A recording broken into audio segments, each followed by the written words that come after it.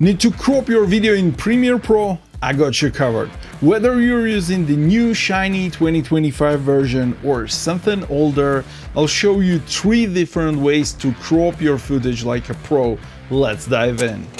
So we're inside Premiere Pro 2025, and what we need to do is drag just a clip that we want to crop and go to the effects. And here you can see new options: crop left, top, right and bottom. And basically this is the way to crop in Premiere Pro 2025. Or you can go here, click on this drop down and click on the crop, and now you can drag these corners right here to just crop it like this without relying on this percentage right here.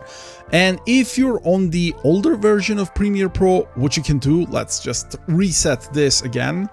So what you can do is go to the effect controls right here and search for the crop and drag this to the clip itself. And now you have the options like here in this top menu. And again, you can use this percent right here to crop your image. Also, I forgot to mention that you can create animations with this. For example, if I want to add cinematic black bars to this video, what I can do is go to the crop top and click on the stopwatch right here and do the same for the crop bottom.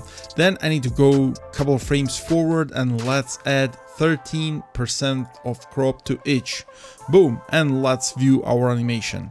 And there you go, cinematic mode is on. And if you want to know how to create perfect speedrumps in Premiere Pro, you should watch this tutorial next.